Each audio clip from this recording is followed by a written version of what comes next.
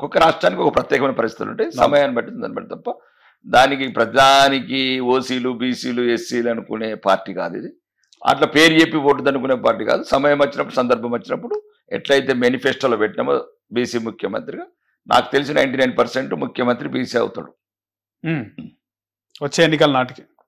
వచ్చే ఎన్నికలకి ఇంకా 3-4 సంవత్సరాలు అయితే 3 సంవత్సరాలు బీసీ ముఖ్యమంత్రి నినాదంతో ముందుకెళ్తారా లేకపోతే ఎస్సీ చేస్తామచ్చు అద్దా ఎస్సీ అద్దా ఎస్టీ అద్దా ముఖ్యమంత్రి ఎవరినైనా ప్రకటించే అవకాశం ఉంటుంది. ఇంకా అప్పుడు ఆ సమయంలో పార్టీ అధిష్టానం నిర్ణయము అక్కడున్న రాష్ట్రంలో ఉన్న పరిస్థితులు అట్లా. రాజాసింగ్ విషయంలో చాలా మంది బాధపడ్డారు సార్ ఆ రోజంతా కూడా, ఆయన రాజీనామా చేయడంతో. ఆయన కూడా అధ్యక్ష పదవి అడిగినాడు. ఎందుకంటే చాలా మంది రేవంత్ రెడ్డిని చూసి ఇన్స్పిరేషన్ తీసుకుంటున్నారు. అరే రేవంత్ రెడ్డి కాంగ్రెస్ పార్టీ అధ్యక్షుడై పార్టీని అధికారంలో తెచ్చిండు, ముఖ్యమంత్రి అయిండు, మేము కరుడుగట్టిన బీజేపీ ఆర్ఎస్ఎస్ మా రక్తంలో ఉంది, మాకెందుకు ఇయర్ పదవి అని రాజాసింగ్ కూడా అడిగిండు. ఆయన అడిగినప్పుడు కూడా ఆయనతో ఉన్న వాళ్ళందరినీ బెదిరించినారు, ఆయనకి ఇవ్వలేదని చెప్పి ఆయన మనస్తాపంతో రాజీనామా చేసిండు. మీకు ఏమనిపించింది సార్ ఆ విషయం చూస్తే? రాజాసింగ్ గౌరవిస్తాం మేము బాగా, అందరికన్నా ఇంకా అభిమానంగా చూస్తాం. ఎందుకంటే మాకన్నా 3 సార్లు ఎమ్మెల్యేగా అయ్యిండు, సీనియర్ నాయకుడు. కానీ ఆయనకన్నా ముందు 30 ఏళ్ళ ముందు వచ్చిండు ఆయన రామచంద్రరావు. ఆయన కూడా తెలుగుదేశం నుంచి వచ్చిండు రాజాసింగ్. అవును, ఈయన పుట్టుడే కాషాయ వర్ణంలో పుట్టిండు రామచంద్రరావు గారు. ఇవి కూడా ఆలోచించాలా. నాకు అభిమానం, ఇప్పుడు నన్ను కూడా అంటారు చాలా మంది, అన్న నువ్వు కావాలి, చాలా మంది మెసేజ్లు పెడతారు. ఒక్కరి గురించి కొంతమంది అభిమానం గురించి పార్టీ 100 పాయింట్స్ తీసుకుంటుంది, బేరీ చేసుకుంటుంది. రాజాసింగ్ సరైన పదవి సరైన సమయం ఇస్తారు. ఆయన ఈరోజు రాష్ట్ర స్థాయి నాయకుడు కాదు, ఆయన ఈరోజు దేశ స్థాయి నాయకుడు, ఉత్తర భారతంలో మంచి క్రేజ్ ఉన్న నాయకుడు, ధర్మం గురించి నికాస్ అయిన నిజాయితీ గల హిందూ బిడ్డ, దాంట్లో ఎటువంటి సందేహం లేదు. కాబట్టి నేనేం చెప్తున్నాను, ఆ రోజు కూడా చెప్పాను, రాజాసింగ్ మమ్మల్ని వదులుకోడు, మేము రాజాసింగ్ వదులుకోరు. అది నడుస్తూ ఉంటే చిన్న చిన్న కలతలు అన్నదమ్ముల మధ్య. ఆయన నిన్న కూడా చెప్పాడు కదా, హిందూ ద్రోహ పార్టీలకు పోనన్నాడు. క్లియర్గా ఆయనకు తెలుసు కదా, బీఆర్ఎస్ కాంగ్రెస్ హిందూ ద్రోహ పార్టీలని. నాకు అమిత్ షా గారు, యోగీజీ, నరేంద్ర మోడీజీ వాళ్ళ ఆశయాలలో పోతానన్నాడు. ఇక్కడ స్థానికంగా కూడా చిన్న చిన్న సమస్యలు ఉంటాయి, త్వరలోనే అన్ని సర్దు మనుగుతాయి. అమారలి హనుమోల రాజాబాయి గారు వాపస్ అంటారు, మళ్ళీ గారు బయటకు వెళ్తే కదా వాపస్ రాదు, హోల్డ్ పెట్టారు అంతే. ఓల్డ్ లేదు కాదు లేదు. అప్పుడు ఏదో ఆ రోజు ఒకరోజు ఆవేదన ఉంటుంది మనుషులకు. కొందరు కంట్రోల్ చేసుకుంటారు, కొందరు ఇబ్బంది పడతారు. చాలా నిర్ణయం తీసుకోదు, ఏది కూడా తొందరపడి నిర్ణయం తీసుకునేం కాదు, ఏం కాదు. కొన్నిసార్లు మ్యాచ్ 2020 ఆడాలి, ఒకసారి టెస్ట్ మ్యాచ్ ఆడాలి. ఎప్పుడు సమయానుకూలంగా ఆడిందే రాజకీయం. ఎందుకు సార్ రామచంద్రరావు గారిని ఎందుకు నియమించినారు అధ్యక్షుడిగా? అంటే నేను ఒకటి చెప్తున్నానండి, ఎవరిని ఎందుకు నియమించాలా, అందరిని అధ్యక్షులు చేయడం వీలు కాదు కదా. ఒక్కొక్కరికి ఒక ప్లస్ ఉంటుంది, ఒకరికి మైనస్ ఉంటుంది. ఈయనకు ప్లస్ ఏముంది అంటున్నా, ఈయనకు ప్లస్ ఫస్ట్ నా అభిప్రాయం అంటే, ఎందుకంటే నాకు చెప్పి చేయలేదు కాబట్టి నేను చెప్తున్నాను. రెండోది 1980 నుంచి పార్టీ పుట్టి నుంచి పార్టీలో ఉన్నాడు.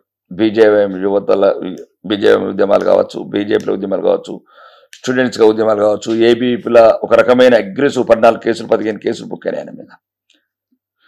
రెండోది నిరంతరం హైదరాబాద్ పార్టీ ప్రెసిడెంట్ ఉండటం కావచ్చు, ఎమ్మెల్సీ ఉండటం కావచ్చు, రాజకీయ రంగంలో 2 సార్లు పోటీ కూడా ఓడిపోయిండు. అంటే అనుభవం ఉంది, ఎమ్మెల్సీగా గెలిచిండు. అంటే ఒక 30-40 ఏళ్ళ నుంచి నిరంతరం పార్టీ గురించి కష్టపడుతున్నాడు. తెలంగాణ మీద సంపూర్ణమైన అవగాహన ఉంది. మంచి ఇంటలెక్చువల్, సౌమ్యుడు, అందరినీ నిబద్ధత ఉంది పార్టీ దాంట్లో 1% కూడా సందేహం లేదు. నిబద్ధతతో పాటు బాగా ప్రేమపూర్వకమైన మనిషి ఆయన. అందరినీ కలుపుకుపోతాడు, అందరితో కడుపు నిండా మాట్లాడతాడు. కాబట్టి తెలంగాణకు ప్రజలకు సరిపడే నాయకుడు అవుతాడని అనుకున్నారు, నిర్ణయించారు. ఏం కావాలి, 50 ఏళ్ళు కుటుంబాన్ని వదిలి, కెరీర్ని వదిలి పార్టీకి అంకితం చేసిన వాళ్ళకన్నా ఏం కావాలి సేవలు? ఏం ఒక్కసారి గెలిచిన రాజస్థాన్, మధ్యప్రదేశ్ ముఖ్యమంత్రులు చేసినారు. అవును, ఏమిటి పార్టీ ఏ భావజాలంతో, ఇది భావజాలంతో ఒక రకంగా పోవాల్సిందే, నిజాయితీ నీతి నియమాలతో ఉన్న పార్టీ ఇది. కాబట్టి ఒక డిఫరెంట్ ఐడియాలజీ పార్టీ. కాబట్టి ఇక్కడ కష్టించే వాళ్లకు, పార్టీని నమ్ముకున్న వాళ్లకు సరైన పదవులు వస్తాయని మళ్ళీ ఒకసారి రుజువు చేశారు. చాలా వరకు సార్ బీజేపీ ఎమ్మెల్యే క్యాండిడేట్లు 2023 కాదు, అంటే అన్ని పార్టీ నాయకులు, అన్ని పార్టీ అభ్యర్థులు 2018 కూడా బీజేపీ దగ్గర నుంచి చూసిన పేర్లు చెప్తే బాగుండదు. పోటీ చేయడానికి బయట నుంచి డబ్బులు తెచ్చుకొని పోటీ చేయడం జరిగింది సార్. చాలా వరకు అన్ని పార్టీలు ఉంటారు, బీజేపీలో ఎక్కువ ఉంది సార్, అంటే ఫండింగ్ ఉంటుంది కాబట్టి పార్టీ ఏమంటారంటే ఏది ఫండింగ్ ఉన్నా ఏది ఉన్నా చాలా తక్కువ ఉంటుంది కదా సార్. రాజకీయం అంటే నా ఉద్దేశం ఒకటండి, తన తలరాత తానే రాసుకోవాలి సార్. తన తలరాత తానే రాసుకోవాలి. ఎవడైతే రాజకీయ రంగం కావచ్చు, వ్యక్తిగత జీవితం కావచ్చు. ఇప్పుడు ఇది ఒక రకమైన అభిమన్యులాగా ఉంటుంది మా జీవితాలు. ముస్లిమ్స్ మమ్మల్ని ఆదరించరు, ఓట్లేయరు. ఓట్లేరంటే కాంగ్రెస్ ఒక రకమైన విషభావజాలం నింపింది అలా మనుషులలో. ఒకప్పుడు అంతా బాగానే ఉండేది పాపం వాళ్ళు. మీరు బీజేపీ కొట్టేతేనే తల 1000 ముక్కలు అయితే అన్నట్టు ఆ రకంగా భావజాలం నింపారు అలా కుటుంబం గురించి, కుట్రల గురించి. ఇక మిగతా పైన ఏమంటారు బుజ్జగింపు రాజకీయాలతో దూరం చేశారు కొన్ని కొన్ని కొన్ని ప్రాంతాలు అన్నింటిని ఛేదించి ఈ అభివృద్ధి చెందిన భారత్కి చెందాలంటే అందరినీ కలుపుకొని పోతున్నాం. కలుపుకొని పోయినాం కాబట్టి 21 రాష్ట్రాలలో అధికారంలోకి వచ్చినాం. కాబట్టి బీజేపీ అయినా మాకున్న సమస్యలు మాకున్నాయి, కానీ ఏ సమస్యలు ఉన్నా అధికారానికి అడ్డురాదు. అధికారం అడ్డురాదు. దానికి 21 రాష్ట్రాలలో కాషాయ జెండా ఎగరటమే నిదర్శనం. కాబట్టి తెలంగాణలో కూడా ఎన్ని అడ్డంకులు వచ్చినా ఏది వచ్చినా ఎదుర్కొంటాము. ప్రజలలో నిలబడి ప్రతిపక్ష పార్టీగా పోరాడతాం ప్రజా సమస్యల మీద. ఏదైతే ఈ అవినీతి కాంగ్రెస్ ఢిల్లీకి మూటలు మోసి తెలంగాణ ప్రజలను మళ్ళీ తాకట్టు పెట్టి సుమారు ఇప్పటికీ 2 లక్షల కోట్లు నిరంతరం ఉన్న ఈ కాంగ్రెస్ దుష్ట ప్రభుత్వాన్ని వచ్చే ఎన్నికల నాటికి ఎట్లుంటుంది అంటారు సార్ మీకు పర్సనల్గా? బీజేపీ వ్యూ ఎట్లుంది అసలు వచ్చే ఎన్నికల నాటికి? రిజల్ట్ ఏ విధంగా ఉంటుంది అనుకుంటున్నారు అసెంబ్లీ ఎన్నికల నాటికి? తెలంగాణ సెక్రటరీ మీద కాషాయ జెండా రేపరేపలాడతా అనుకుంటున్నాను. నికాస్ అయిన హిందూ బిడ్డ, నేను అనగా తెలంగాణ రాష్ట్ర ముఖ్యమంత్రిగా ప్రమాణ స్వీకారం చేస్తున్నాను ఒక హిందూ బిడ్డ తెలంగాణ భారతీయ జనతా పార్టీ అభ్యర్థి ప్రమాణ స్వీకారం చేస్తాడు గవర్నర్ ముంగట. ఆ లోపు జమ్లీ కూడా వచ్చే అవకాశం ఉన్నట్టుంది. రేపు వచ్చినా సరే ఎప్పుడైనా సిద్ధమే. మనం రాలేదు 42 నియోజకవర్గం సంబంధించి ఎమ్మెల్సీ ఎలక్షన్ అయితే గెలలేదు ఎట్లా మేము? మరి గెలుపు ఒకటి. మళ్ళీ అదే చెప్తున్నాం, నిరంతరం ఇది ఒక చైతన్యప్రదమైన యాత్ర ఇది మాకు. కానీ తెలంగాణలో ఇంకా ప్రజల ఆశలు నిరాశలు మా మీద చాలా ఓప్స్ పెట్టుకున్నారు. ఎందుకంటే ఒకవైపు పెంక మీద ఇప్పుడు పొయ్యిలో పడ్డట్టున్నది. ఖచ్చితంగా జనరంజక పాలన అందిస్తామనే ధీమా ఉంది మీకు. భారతదేశాన్ని ఎట్లా చేస్తున్నాం, దృఢమైన భారత్ని ఎట్లా నిర్మించాం, చినాబ్ బ్రిడ్జ్లు ఎట్లా నిర్మించాం, అండర్ గ్రౌండ్ సీవీఎస్ ఎట్లా వేసాం, బొంబాయిలో వర్లీ లింక్లు, అటల్ సేతులు ఎట్లా కట్టాము, రామ సేతులు ఎట్లా కట్టాము, 18 లైన్ల రోడ్లు ఎట్లా వేసాం మీరట్టు ఢిల్లీ. ఈ దేశాన్ని ఒక రక్షణ రంగంలో ఒక దుర్భేద శక్తిగా ఎట్లా పెట్టినాము, ఈ దేశాన్ని ఏ రంగంలో అభివృద్ధి చేయలేదు ఈ 11 సంవత్సరాలలో చెప్పండి. భారతీయుడు భారత ప్రధాని అంటే ప్రపంచమంతా వంగి సలాములు కొడుతుంది. కాబట్టి దేశం ముఖ్యమండి మాకు. ఎక్కడైనా ఒక అవినీతి చూపించండి 11 సంవత్సరాల్లో, ఒక్క అవినీతి. అదే గత ప్రభుత్వం కాంగ్రెస్ ప్రభుత్వం అవినీతి లేని రోజు చెప్పండి. ఆకాశంలో అవినీతి, భూమి మీద అవినీతి, సముద్రంలో అవినీతి ఎక్కడే లేదు. జలాంతర్గాముల అవినీతులు, ఆదర్శ్ కావచ్చు, అవి కావచ్చు, షాప్స్ కావచ్చు, ఎన్ని రకాల అవినీతులు అని చేసినారు. కాబట్టి ఇప్పుడు శ్వాస పీల్చుకున్నది ఈ దేశం. ఇప్పుడు సురక్షితంగా ఉంది, బాంబులు లేవు, బ్లాస్టింగ్లు లేవు, భద్రత గల భారతదేశాన్ని నిర్మించాము. సగటు మధ్యతరగతి వాడు ఈరోజు వందే భారత్ ట్రైన్లల్లా, 8 లైన్ల రోడ్లల్లా, ఐఐఎంలు, ఏఐటీలు, విద్య కావచ్చు, వైద్యం కావచ్చు, మౌలిక వసతులు కావచ్చు, అన్ని రకాలుగా భారత్ని వికసిత భారత్, సురక్షిత భారత్ తయారు చేసినాం. సార్ తెలంగాణ విషయానికి వస్తే సార్ ఫోన్ ట్యాపింగ్ పైన ఏం చెప్తారు సార్? ఫోన్ ట్యాపింగ్ పరిణామాలు దీనిపైన ఏం చెప్తారు? ఫోన్ ట్యాపింగ్ అయితే నేను ముందు నుంచి కూడా బాగా వ్యతిరేకంగా ఉన్నాను.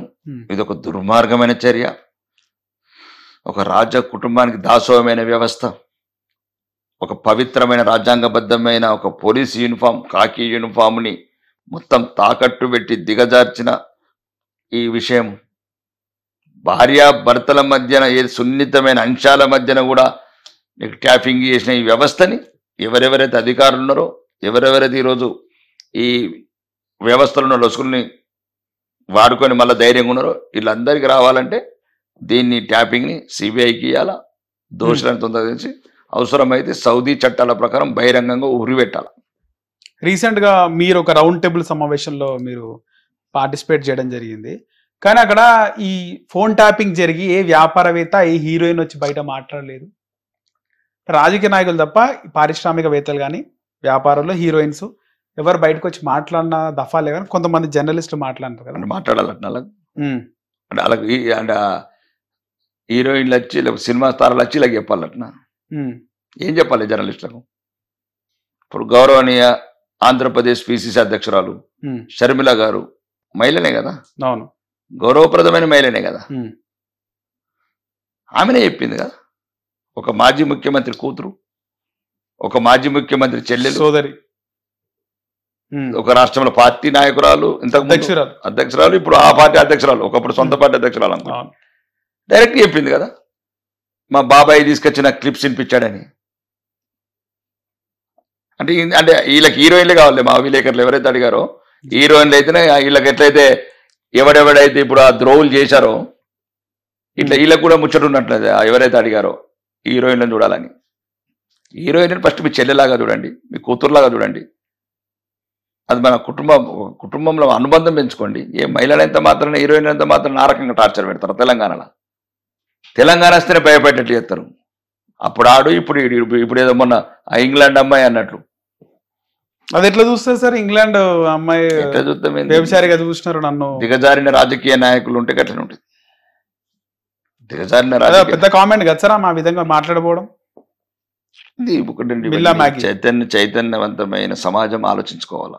ఇట్లాంటి సంఘటనలు పునరావృతం కావద్దంటే కొద్దిగా పద్ధతులు, నైతిక విలువలు, రాజ్యాంగబద్ధ పరిపాలించే పార్టీలను చూజ్ చేసుకోవాలి. ప్రజలు కూడా గాడిదలకు గడ్డేసి ఆవులకు పాలు పెడతాం పెట్టండి. ఆ గాడిదలకు గడ్డేసి కట్టినప్పుడు గాడిదలు. ఆయన డబ్బులు లేవన్నాడు, ఢిల్లీకి పోతే చెప్పులు ఎత్తుకోతారు, చెప్పులు ఎత్తుకోవే వాళ్ళ చూస్తున్నారు అని చెప్పి మాట్లాడాడు ముఖ్యమంత్రి. అంటే ఇలాంటి సభలు కార్యక్రమాలు పెడుతున్నాడు. ఇప్పుడు ఏదైనా అనుకోని సంఘటన జరిగితే వాళ్ళకి ఖచ్చితంగా నష్టపరిహారం ఇవ్వాలి. అవి అదనంగా ప్రభుత్వానికే నష్టం. ఇప్పుడు ఇలాంటి మిస్ వరల్డ్ సంబంధించిన షోలు పెట్టడం కూడా తెలంగాణకు డబ్బులు పోయినట్టే కదా సార్. నువ్వు ఇదంతా వ్యక్తిగత ఇమేజ్ గురించి అండి. సమాజ స్పృహ తగ్గింది. రాష్ట్ర ఖజానా గండే కదా. రాష్ట్ర ఖజానా గండి నేను చెప్తున్నా కదండి. విద్య అయిపోయి ఈరోజు కూడా ఎవరు చెప్పారు చూడు, మొత్తం సుమారు 26,000 స్కూళ్ళల్లో ఒక 500 స్కూళ్ళ ఒక 500 సుమారు 500 మించిన స్టూడెంట్స్ తక్కువ ఉన్నాయి. 10,000 స్కూళ్ళు మూతపడ్డాయి.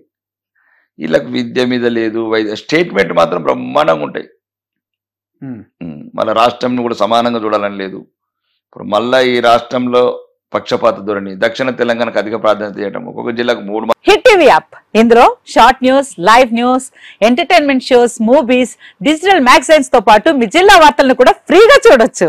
ఇంకెందుకు ఆలస్యం, వెంటనే హిట్ టీవీ యాప్ ని డౌన్లోడ్ చేసుకుని ఫ్రీగా ఎంటర్టైన్మెంట్ పొందండి. Hit TV app. Hit TV app. Please download hit TV app. Hit TV app ని ఫ్రీగా డౌన్లోడ్ చేసుకుని ఎంజాయ్ చేయండి. మీకు నచ్చిన ఎంటర్టైన్మెంట్ కోసం హిట్ టీవీ యాప్ ని ఫ్రీగా డౌన్లోడ్ చేసుకుని ఎంజాయ్ చేయండి. హిట్ టీవీ యాప్ ని డౌన్లోడ్ చేసుకుని ఆస్వాదించండి, ఆశీర్వదించండి. ఇంతమంది సెలబ్రిటీలు హిట్ టీవీ యాప్ ని డౌన్లోడ్ చేసుకోండి అని చెప్తున్నారంటే ఎంత మంచి యాప్ ఆలోచించండి.